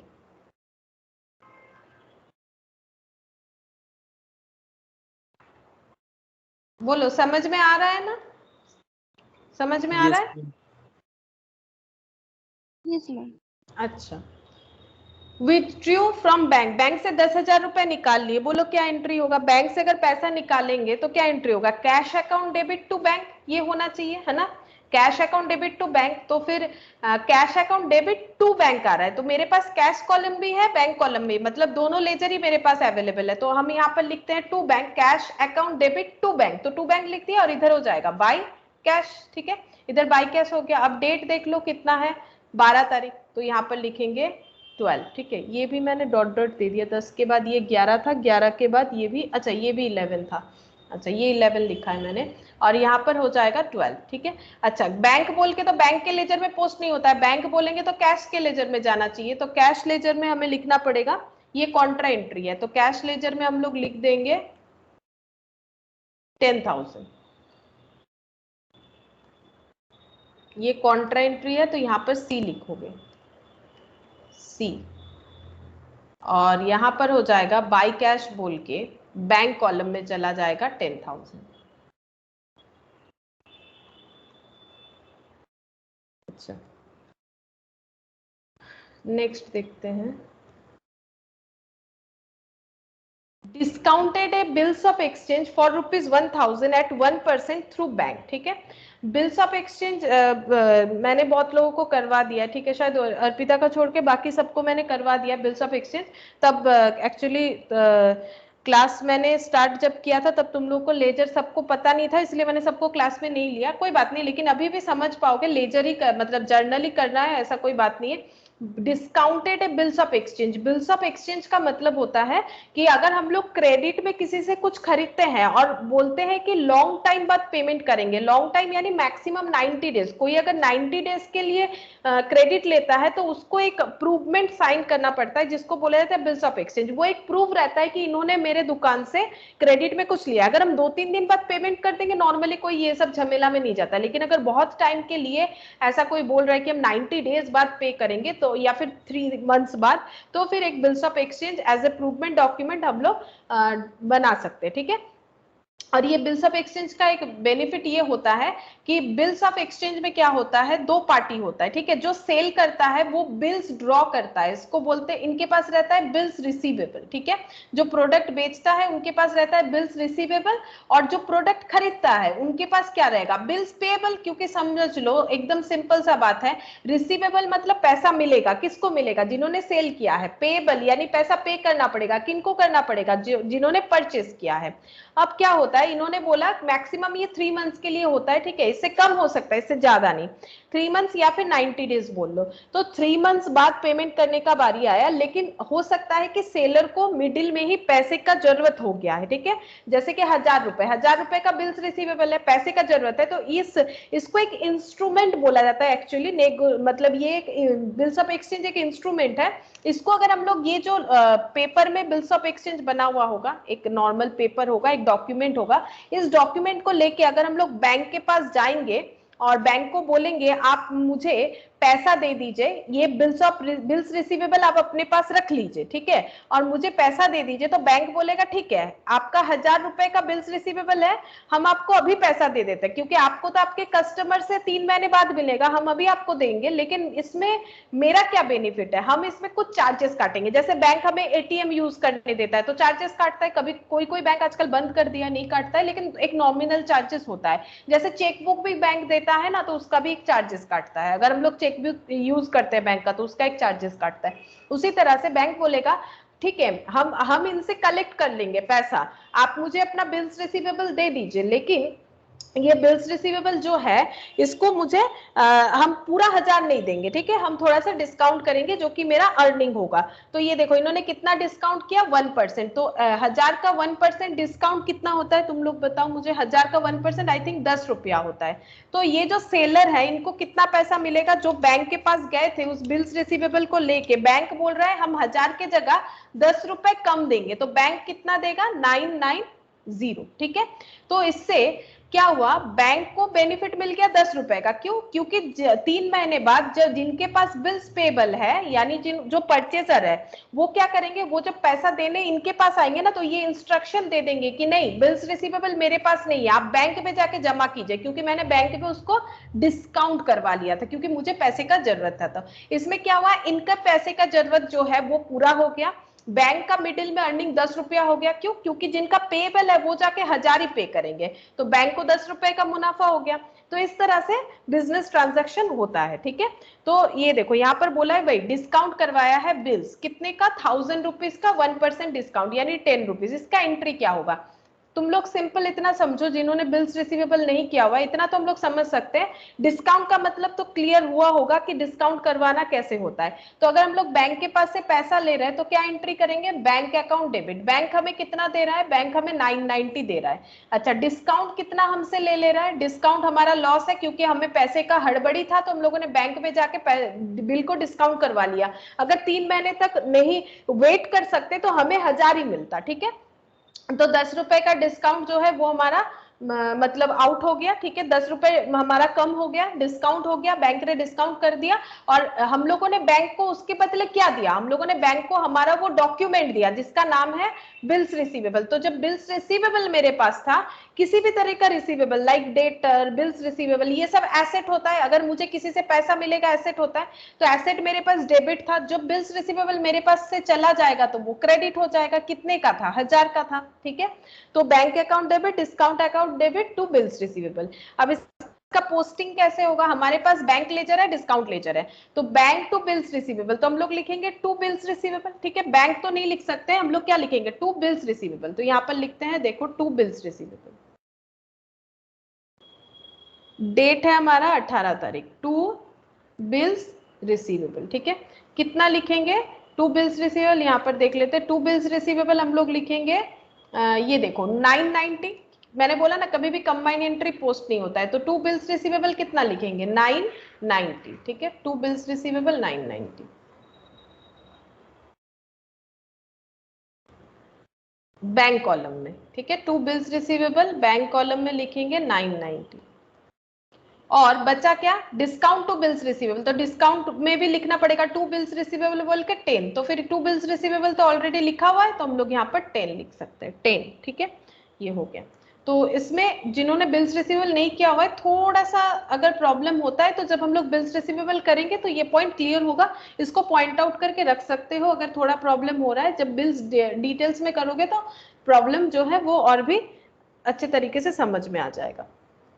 Honoured our own acceptance by cheque ₹5,000। अब ये भी बिल्स का ही थोड़ा सा कंसेप्ट आ गया। Honour our own acceptance, acceptance का मतलब होता है जब हम पे कोई बिल्स पेबल देता है, ठीक है। अगर हम लोगों ने किसी से उधार में कुछ खरीदा है, वो भी लॉन्ग टाइम के लिए खरीद लिया उधार में, बोला 3 महीने बाद पे करेंगे, तो वो हम पे बिल्स ड्रॉ कर सकते हैं, ठीक है।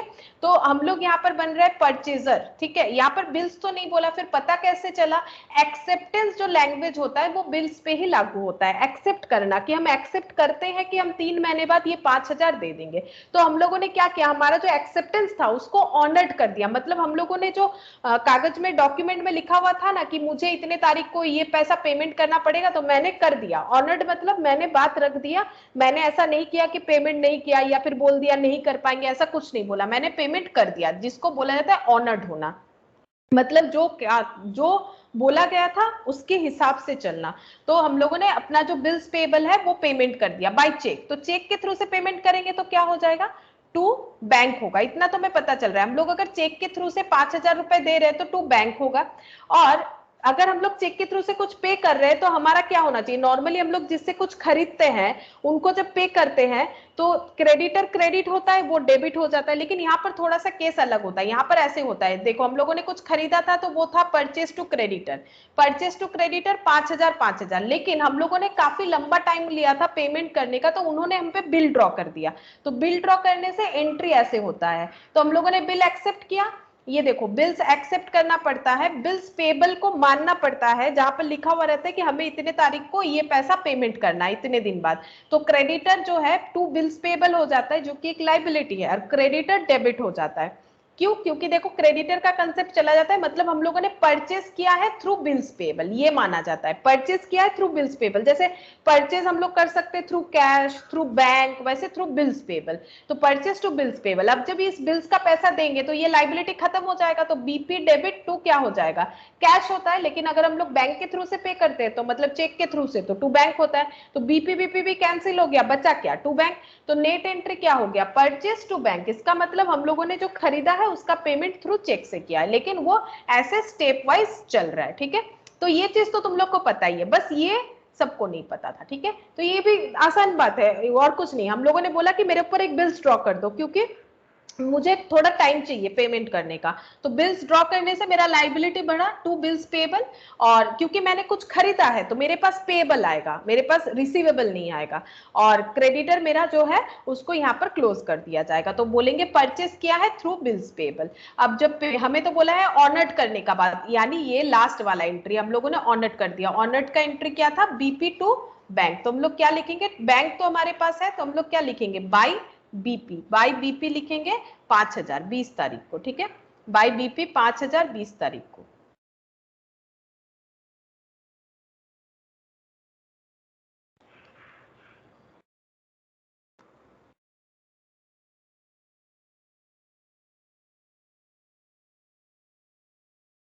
बैंक कॉलम में चला जाएगा, ठीक है।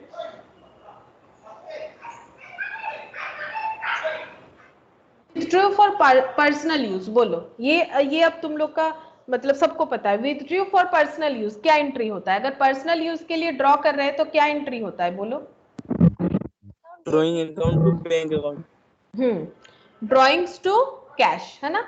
ड्रॉइंग्स टू क्या हो जाएगा? कैश। तो बोलो क्या एंट्री, मतलब पोस्टिंग कैसे होगा? ड्रॉइंग्स का तो कोई अकाउंट हमारे पास है नहीं, तो क्या पोस्ट होगा?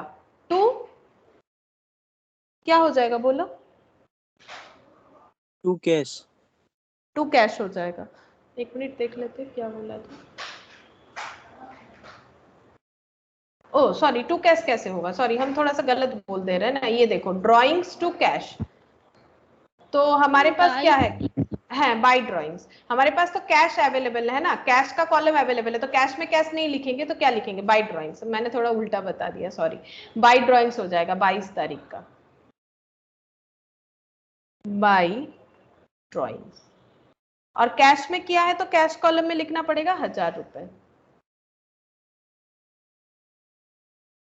अच्छा, उसके बाद देखो पेड ट्रेड एक्सपेंस, तो एंट्री क्या होता है, trade expense account debit to, क्या होगा बोलो, expense, all expenses are debited, trade expense account debit to, बोलो, कैश नहीं होगा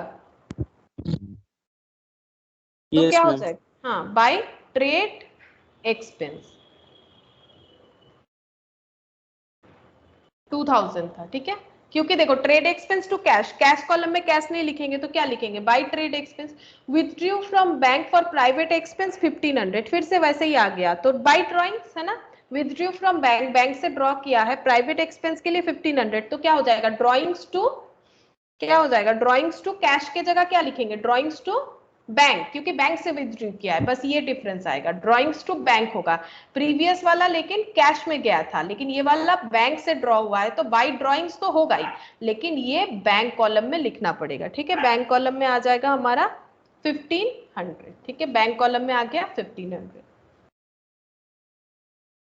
देखो purchase machinery from Rajiv for 5000 and paid him by means of bank draft purchased for 5005, ठीक है, तो डिमांड ड्राफ्ट के थ्रू से पेमेंट किया, डिमांड ड्राफ्ट में क्या होता है, पैसा लेके जाना पड़ता है, बोलना पड़ता है मुझे ड्राफ्ट करना है बैंक में, ठीक है, तो बैंक हमें एक ड्राफ्टिंग फॉर्म दे देगा, मतलब ड्राफ्ट करने पे ड्राफ्ट का अलग फॉर्म होता है, जैसे अगर बैंक में पैसा डिपॉजिट करने जाओगे तो डिपॉजिटरी फॉर्म देगा, विथड्रॉल फॉर्म देगा, वैसे ड्राफ्ट फॉर्म देगा, ड्राफ्ट फॉर्म में क्या करना पड़ता है, अपना नाम वाम जिनको ड्राफ्ट कर रहे हैं उनका वो सब लिखना पड़ता है, जो भी कॉलम में रहेगा, और वहां पर एक ऑप्शन रहता है कि जो पेमेंट कर रहे हैं कितना, 100 रुपए का नोट है, अगर 5 है तो ऐसे 100 इंटू 5 ऐसे करके लिखो, ये सब मतलब कॉलम जो रहता है इसको फुलफिल करना पड़ता है, तो दैट इज ड्राफ्ट। तो ड्राफ्ट क्या है वो मैंने थोड़ा सा तुम लोग को बताया क्या होता है। तो हम लोगों ने खरीदा है मशीन, तो एंट्री क्या होगा बोलो, purchase machine from Rajiv 5000 and paid him by means of bank, draft purchase for, मतलब क्या होता है ना, बैंक के थ्रू से जब पेमेंट करते हैं ड्राफ्ट करके तो बैंक हमसे एक चार्ज काटता है, ये सब बैंक का बिजनेस पॉलिसी है, मतलब बैंक इसीलिए काम कर रहा है, बैंक हमें एक प्लेटफॉर्म दे रहा है अपना पेमेंट करने के लिए, ठीक है, तो हम लोग उनका प्लेटफॉर्म यूज कर रहे हैं, दैट इज ड्राफ्ट। तो बैंक बोल रहा है आप अगर 5000 का ड्राफ्ट करोगे तो मुझे 5 रुपए देना, अब मुझे आप अपना, मेरा चार्जेस है 5 रुपए, अगर आप मेरे बैंक के थ्रू से ड्राफ्ट कर रहे हो, तो हर एक बैंक अपना ड्राफ्टिंग चार्जेस रखता है, तो 5000 5 रुपए। तो बोलो एंट्री क्या होगा, अगर हम लोग मशीन खरीद रहे हैं तो एसेट है, तो मशीनरी अकाउंट क्या हो जाएगा, डेबिट। कितने का मशीन खरीदा, 5000 का या 5000 5 रुपए का, ये सोचो, ये तो बैंक ले रहा है 5 रुपए, हम लोगों ने मशीन कितने का खरीदा, 5000। 5000, और बैंक ने जो ले लिया उसको क्या बोलेंगे, बैंक चार्ज, ठीक है, बैंक चार्ज ले लिया 5 रुपए, और 2 क्या हो जाएगा, ये किसको जा रहा है बोलो,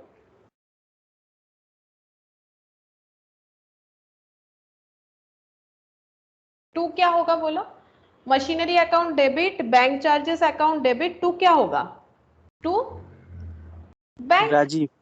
नहीं राजीव तो नहीं होगा, राजीव से हम लोग खरीद रहे हैं लेकिन उनको तो पैसा दे के खरीद रहे हैं ना, अगर हम लोग कैश परचेस करते जैसा एंट्री होगा, क्योंकि हम लोग राजीव को तो पैसा दे के ही खरीद रहे हैं, जो भी खरीद रहे हैं, हम लोग तो क्रेडिट परचेस नहीं कर रहे हैं, और वैसे भी अगर हम लोग राजीव से परचेस कर रहे हैं तो टू राजीव तो होगा नहीं, सॉरी टू राजीव हो सकता है लेकिन अगर हमारा क्रेडिट परचेस हो, लेकिन हम लोग तो पेमेंट करके ही कर रहे हैं, पेमेंट का मोड अलग है, जैसे चेक पेमेंट होता है वैसे ड्राफ्ट पेमेंट के थ्रू से कर रहे हैं, तो राजीव तब होगा अगर हम लोग क्रेडिट में परचेस करते हैं, लेकिन हम लोग तो पेमेंट कर रहे हैं, बस पेमेंट करने का तरीका कुछ अलग है, डिमांड ड्राफ्ट के थ्रू से, तो टू बैंक हो जाएगा, क्योंकि ये बैंकिंग ट्रांजैक्शन है, जैसे मशीन टू कैश होता उसकी जगह machine, bank charges to bank, है ना।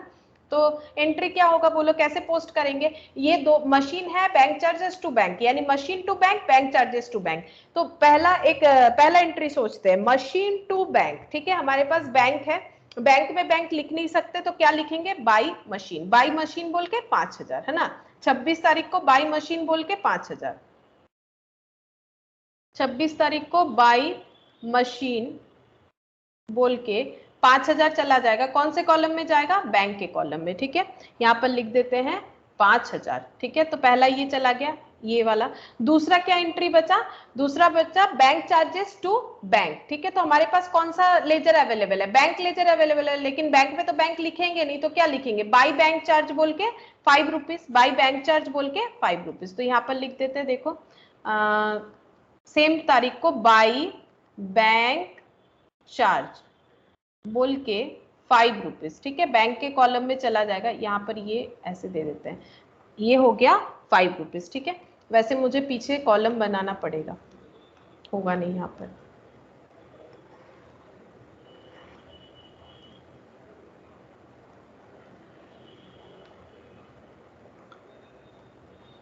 Date,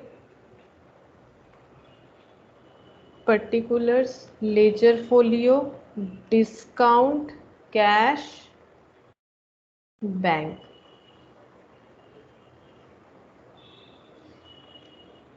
date, particulars, ledger folio, discount, cash, bank। अच्छा, अब देखो 27th को क्या हुआ है, issued cheque to Ram Saran for cash purchase of furniture. हम लोगों ने फर्नीचर खरीदा है, कैश परचेज का मतलब, लेकिन कैश के थ्रू से परचेज नहीं, मतलब इंस्टेंट पेड परचेज, ठीक है। अब पेमेंट जो है वो कैश से करो, ऑनलाइन में करो, डेबिट कार्ड यूज करो, क्रेडिट कार्ड में तो कैश नहीं होगा, डेबिट कार्ड यूज करो, या फिर कोई चेक यूज कर लो, डिमांड ड्राफ्ट यूज कर लो, जैसे यहाँ पर चेक यूज किया है। तो राम शरण से हम लोगों ने फर्नीचर खरीदा, वो भी चेक में पेमेंट करके। तो फर्नीचर क्योंकि एक एसेट है, तो फर्नीचर अकाउंट क्या हो जाएगा, डेबिट, ठीक है। अच्छा, कितने का फर्नीचर खरीदा, फर्नीचर खरीदा हम लोगों ने 1575, और किसके थ्रू से खरीदा, राम सरन से खरीदा, लेकिन टू राम सरन नहीं कर सकते क्योंकि पेमेंट करके खरीदा है ना। तो क्या हुआ कि चेक में खरीदा है, लेकिन ये जो चेक है अगर इसका हमें ये बताएगा कि किसी और दिन ये डिपॉजिट हो रहा है, तो हमें यहाँ टू कैश लिखना पड़ेगा। चेक करो, देखो, received a cheque for commission, अच्छा ये अलग है। अच्छा, ये जो राम सरन है, इनके चेक के बारे में कुछ नहीं बताया। अगर लेटर डेट हमें मेंशन नहीं है तो हम लोग मानेंगे सेम डेट डिपॉजिट है। यही तो हम लोगों ने सीखा था, जो हम लोगों ने चेक के बारे में डिस्कस किया था। तो यहाँ पर क्या होगा, टू बैंक होगा, 1575 फर्नीचर खरीदा चेक के थ्रू से, तो furniture account debit to bank. अब हमारे पास लेजर तो बैंक अवेलेबल है, बैंक लेजर में तो हम लोग कुछ बैंक लिख नहीं सकते, तो क्या लिखेंगे, बाय फर्नीचर, ठीक है। बाय फर्नीचर लिखेंगे, तो यहाँ पर डेट लगाएंगे बाय फर्नीचर, और डेट जो है वो 27 जनवरी होगा।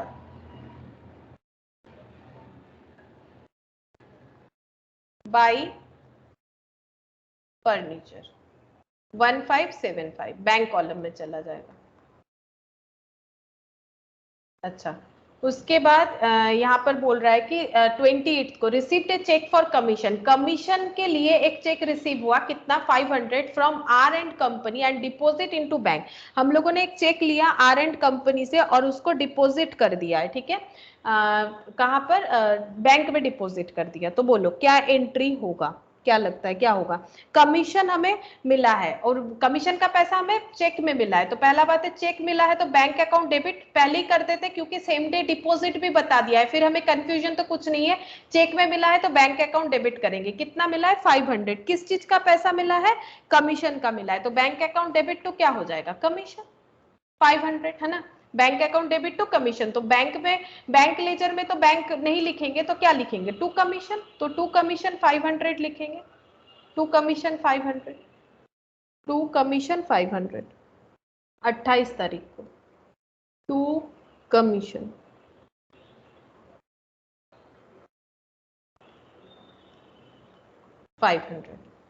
अच्छा, नेक्स्ट देखो 29th, Ramesh who owed us 500 become bankrupt. Owed मतलब उधार, ठीक है, बोरो, उधार करना। तो Ramesh who owed 500 become bankrupt and paid us 50 पैसा इन द रूपी। इसका मतलब बैंकरप्ट का मतलब हो जाता है कि जिनका सब मतलब लूट गया, ठीक है, मतलब जेटाके बांग्लाते बोले देउलिया हो, मतलब सारा चीज जो है वो लूट गया है, ठीक है। 500 रुपए उन्होंने हमसे उधार लिए थे, लेकिन अब बता रहे हैं कि मेरा हालत ऐसा है कि हम 1 रुपए में 50 पैसा दे सकते हैं, मतलब 1 रुपए का 1 रुपया मिलना चाहिए था। अभी बोल रहे हैं मेरा हालत ऐसा है हम 50% पे कर सकते हैं। 50 पैसा मतलब 1 रुपए का आधा हो गया, तो हम लोग 50 पैसा पे कर सकते हैं। तो 500 की जगह कितना पे कर पाएंगे, सोचो। अगर 1 रुपए की जगह 50 पैसा दे पाएंगे ऐसा इनका कंडीशन है, तो 500 की जगह 250, है ना। ₹1 की जगह 50 पैसा, तो 500 की जगह कितना, 500 में थोड़ा ज्यादा मिलेगा तो मल्टीप्लाई होगा 0.50 इंटू 500 कितना हो जाएगा 250, तो 250 मिलेगा उनसे, ठीक है। तो 250 मिल रहा है तो एंट्री क्या होगा, रमेश से पैसा मिल रहा है, ठीक है। तो हम लोग क्या बोलेंगे, कैश अकाउंट डेबिट, पैसा मिल रहा है, ठीक है। ये चेक का बात तो नहीं बोला है, तो कैश अकाउंट डेबिट। और रमेश को हम लोगों ने जब लोन दिया था तो उनसे पैसा मिलेगा, उनको डेबिट कर रखा था, अब जितना मिल गया उतने से इनको क्रेडिट कर देंगे। लेकिन रमेश को हम लोगों ने एक्चुअली उधार कितना दिया था ये बताओ, 500 है ना। तो बाकी हमारा बैड डेप्ट है ना। तो ये एंट्री कुछ ऐसा होगा, ये देखो जो नहीं मिला वो हमारा बैड डेप्ट है कि नहीं, बैड डेप्ट। बैड डेप्ट कितना है, कितना लॉस हुआ है 250, और 2 क्या हो जाएगा 2 रमेश, कितना हो जाएगा 500। रमेश को तो हम लोगों ने 500 दिया था। अब इसका स्प्लिट देखो, कैश टू रमेश, ठीक है, और बैड डेप्ट टू रमेश, ठीक है। कैश टू रमेश और बैड डेप्ट टू रमेश, ऐसे मैंने लिख दिया। तो कैश टू रमेश में 250 जाएगा, 250, बैड डेप्ट में भी 250 250 जाएगा। लेकिन मेरे पास कौन सा लेजर है, मेरे पास तो कैश लेजर है। कैश लेजर में कैश तो नहीं लिख सकते, तो क्या लिखेंगे 2 रमेश लिखेंगे, ठीक है। तो 2 रमेश लिखेंगे कितना 250, चलो लिख लेते हैं 2 रमेश 250, 250 लिख लिया, ठीक है। 2 रमेश 250 लिख लिया। डेट जो है ये है 29। अच्छा, अब ये वाला इधर वाला सिचुएशन देखो, ये तो पोस्ट हो गया। अब बोलो बैड डेप्ट टू रमेश, क्या हमारे पास बैड डेप्ट या रमेश का कॉलम है, मतलब बैड डेप्ट या रमेश का लेजर है हमारे पास, क्या हमारे पास यहाँ पर बैड डेप्ट या रमेश का लेजर है, कैसे पता करेंगे, कॉलम देख के। क्या कहीं पर भी बैड डेप्ट या रमेश लिखा हुआ है बताओ, नो मैम। नहीं, इसका मतलब ये पोस्ट नहीं होगा यहाँ पर, ठीक है। अब तुम लोग के दिमाग में सवाल आ सकता है ये यहाँ पोस्ट नहीं होगा तो कहाँ होगा, ये फिर जर्नल में पोस्ट होगा, मतलब जहां जर्नल बनाओगे वहां होगा, ठीक है। तुम लोग जिन लोगों ने सब्सिडियरी बुक्स का पहला क्लास किया था उन लोग को और भी क्लियरली समझ में आएगा, हम वो क्लास एक बार शेयर कर देंगे, ठीक है। सब्सिडियरी बुक का जिन्होंने नहीं किया, वहां पर मैंने सब्सिडियरी बुक्स का नीड बताया था। तो जर्नल जो तुम लोग सीख रहे हो वो जर्नल में चला जाएगा, ठीक है। जो सब्सिडियरी बुक्स में नहीं आता है वो जर्नल में चला जाता है, तो ये पॉइंट जर्नल में चला जाएगा। तो ये वाला पॉइंट जो है पोस्ट नहीं हो सकता है, ठीक है। अच्छा, receipt, receipt payment of loan, loan का पेमेंट किया है किसी ने तो हम लोगों को 5000 मिला है, मैं স্ক্রিনশট করছি না, রিজয়েন করব। হ্যাঁ করো।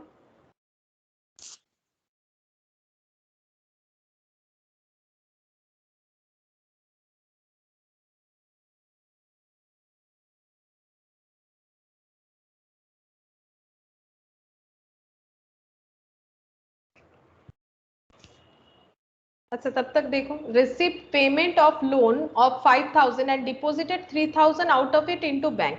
हम लोगों को एक लोन का रीपेमेंट मिला है 5000 का, तो लोन का रीपेमेंट मिला है तो लोन हमारा कैंसिल हो जाएगा, ठीक है।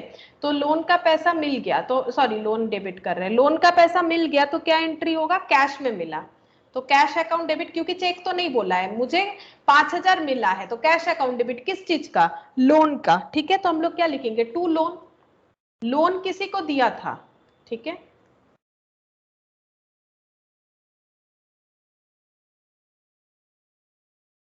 এবার দেখা যাচ্ছে,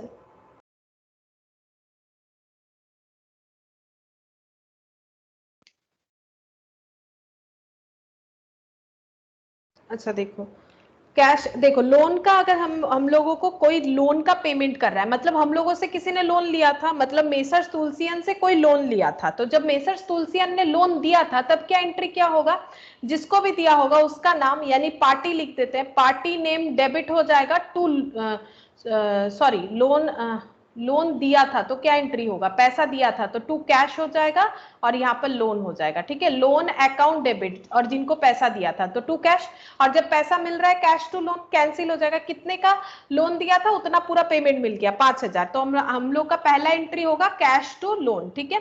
तो हमारे पास लोन अकाउंट अवेलेबल नहीं है तो हम लोग क्या पुट करेंगे, कैश में क्या लिखेंगे, कैश में कैश तो लिख नहीं सकते, कैश लेजर है, कैश लेजर में हम लोग क्या लिखेंगे टू लोन, कैश लेजर में हम लोग लिखेंगे टू लोन 5000, ठीक है। तो टू लोन 5000 लिख देते हैं, 30 तारीख का है,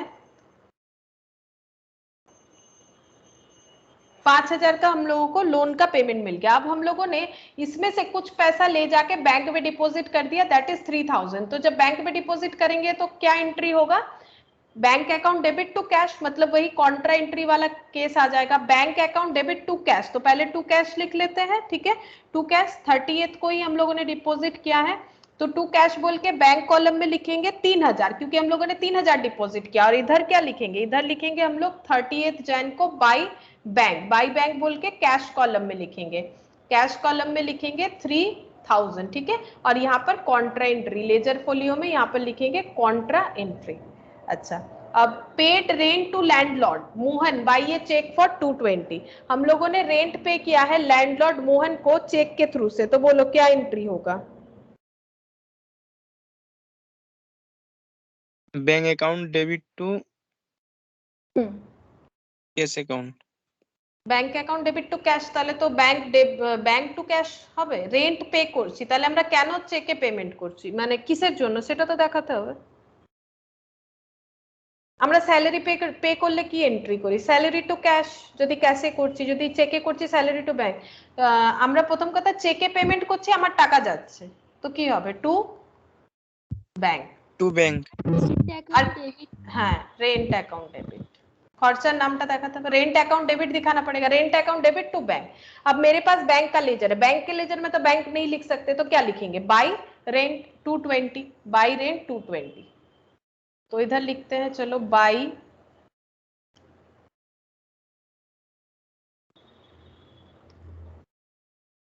बाई रेंट 31st को बाई रेंट 220।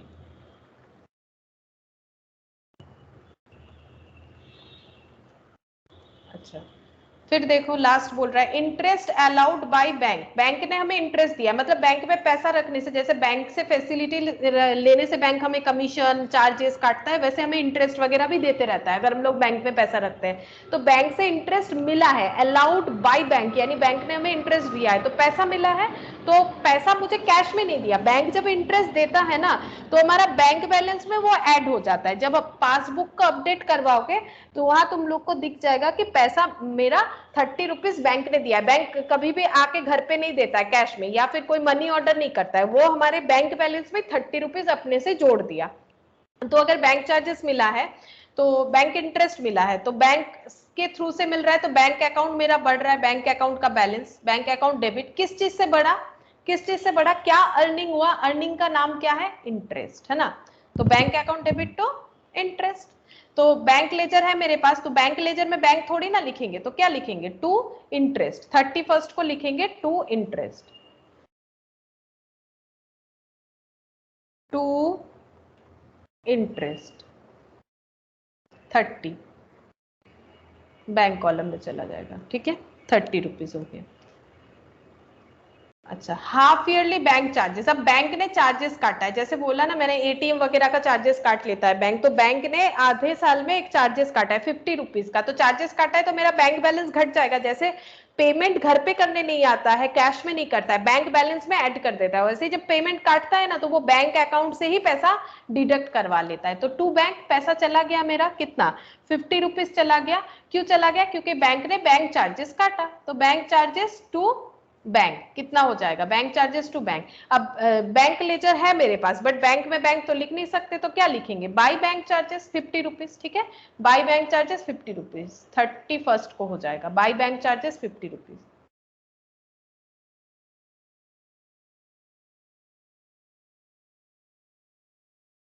अब बैंक के थ्रू से काटा है ना, तो यहाँ पर हो जाएगा 50 रुपीज, ठीक है।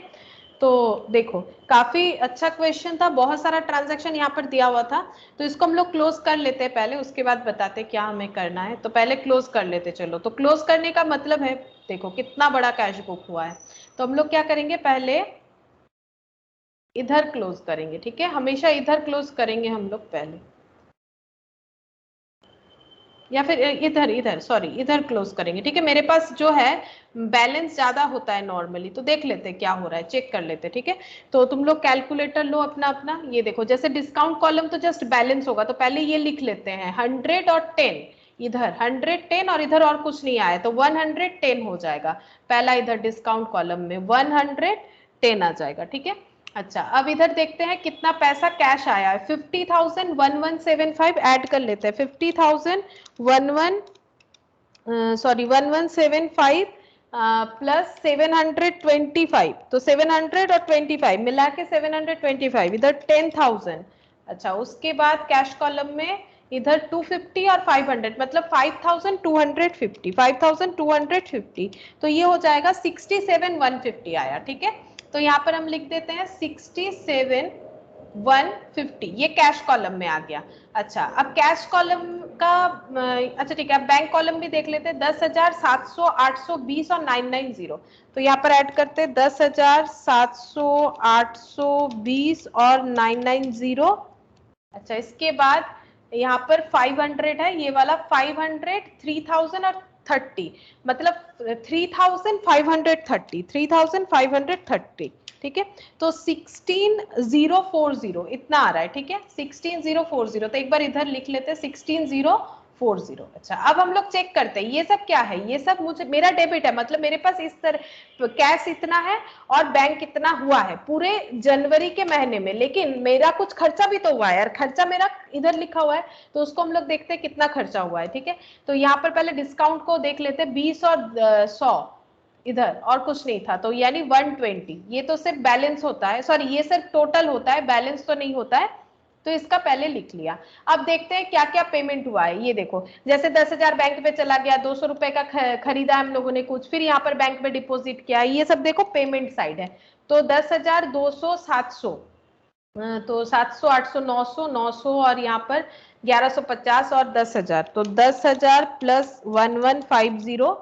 तुम लोग एक एक कर सकते हो, हम एक साथ कर रहे हैं। 2,000 प्लस 1,000, 3,000 का खर्चा। अच्छा, और इधर 3,000। ठीक है, तो टोटल खर्चा मेरा आ रहा है 17,150, 17,150 का मेरा खर्चा हुआ है, कैश आउटफ्लो हुआ है, और इनफ्लो है 67,150।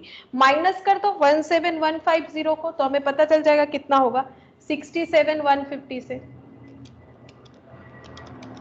तो ये हो जाएगा 50,000। ठीक है, तो इसका मतलब 50,000 यहाँ पर बैलेंस लिखेंगे। जनवरी का महीना 31 का होता है, तो 31 ये क्लोज हो रहा है, बाई साइड बैलेंस आ रहा है, तो by balance CD carried down. ठीक है, हम लोग बैलेंस कैरेट डाउन कर रहे हैं। कैरेट डाउन का मतलब इधर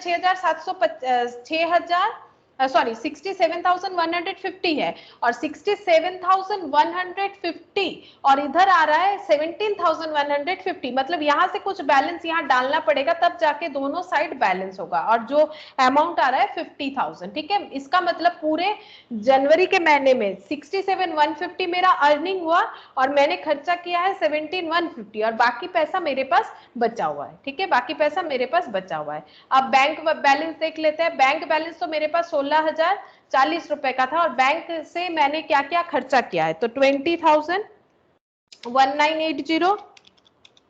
अच्छा, और 700, फिर 10 रुपीज, फिर 10,000, फिर 5,000, 1,500, 5,000, मतलब 6,500, 6,500, और एक 5 रुपए भी यहाँ पर लिखा हुआ है, और इधर आ रहा है 1,575 प्लस 220 प्लस 50, यहाँ पर आ रहा है 46,000। देखो कितना आ रहा है, यहाँ पर लिख के दिखाते हैं, 46,040। तो ये क्या बना, ये ऐसे बन रहा है कि मेरे पास बैंक में था 16,040 रुपीज, और मैंने एक्सपेंस कर दिया इतना। ठीक है, मैंने बैंक से इतना पेमेंट कर दिया। देख सकते हो क्या क्या पेमेंट किया, जैसे यहाँ पर देख सकते हो बैंक ने मेरे से 50 रुपए काट लिए, मैंने रेंट पे किया बैंक के थ्रू से, मैंने फर्नीचर खरीदा बैंक, मतलब मेरे बैंक बैलेंस को यूज करके।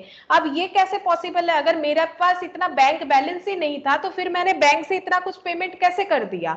ये होता है, इसको क्या बोलते हैं, बैंक हमें दे देता है तुरंत। बोलो क्या देता है बैंक हमें, आज स्टार्टिंग में डिस्कस किया था कि ये कैसे पॉसिबल है, मेरे बैंक अकाउंट में बैलेंस इतना है लेकिन मैंने खर्चे इतने का किया, कैसे हो सकता है। अगर बैंक के साथ अच्छा रिलेशन हो, बैंक हमें इंस्टेंट पैसा दे देता है, लेकिन उसको एज ए उधार देता है, और उस उधार का नाम क्या है, कभी कभी उस पर इंटरेस्ट भी चार्ज करता है। उस उधार का नाम क्या होता है, आज के क्वेश्चन का एकदम स्टार्टिंग पॉइंट क्या लिखा हुआ था, देखो बैंक क्या लिखा हुआ था, बोलो इसके बारे में मैंने तुम लोग को डिस्कस भी किया था, क्या लिखा हुआ है, ओवरड्राफ्ट, बैंक है ना, ओवरड्राफ्ट। बैंक ओवरड्राफ्ट, यानी बैंक ने मुझे ओवरड्राफ्ट दे दिया। अब देखो जब तुम लोग लेजर बैलेंस करोगे तो जो ज्यादा अमाउंट होता है उसी को लिखना पड़ता है दोनों साइड, तो 46,040 ये हमें लिखना पड़ेगा, ठीक है। तो बैलेंस तो इधर नहीं आएगा, इधर 46,040 है तो इधर ज्यादा हो गया। जैसे इधर ज्यादा हो जाएगा, बैलेंस करने के लिए हम लोग इधर कुछ देंगे, जैसे तुम लोग तराजू देखते हो जिसमें वजन होता है, जिधर कम हो जाता है उधर दे देते हैं ना। तो ये देखो ये इधर जो है ये इधर मतलब अब इधर थोड़ा झुका हुआ है, तो अब इसको बैलेंस करने के लिए इधर कुछ देना पड़ेगा ना, तो इधर देंगे। 31 को लिखेंगे, 2 साइड है तो 2 लिखेंगे। अब बैलेंस इधर आ रहा है, बैलेंस CD, ठीक है। कैरेट डाउन बैलेंस कितना आएगा, ये जो है ये दोनों का बैलेंस करके मेरा आया, माइनस करके देख लेते हैं, 4640 माइनस 16040, तो ये आ रहा है 30,000। ये देखो ये 30,000 आ गया, ठीक है, ये बैलेंस आ गया। अब यहाँ पर ये नहीं लिख सकते फिर, ठीक है, जो ज्यादा अमाउंट होता है उसी को लिखना पड़ता है। दोनों साइड बैलेंस कर दिया गया, 4640 इसको हटा देंगे और ये बन गया हमारा।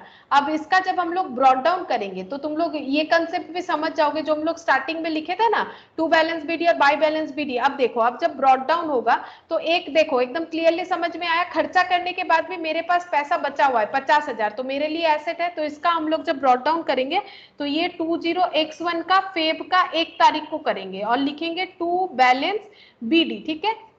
और कॉलम वाइज अगर चलते हैं, ये मेरा लेजर फोलियो था, ये मेरा डिस्काउंट था और यहाँ पर मेरा कैश कॉलम था, तो हम यहाँ पर लिख देते 50,000, ये देख लो कैश कॉलम में मैंने लिख दिया।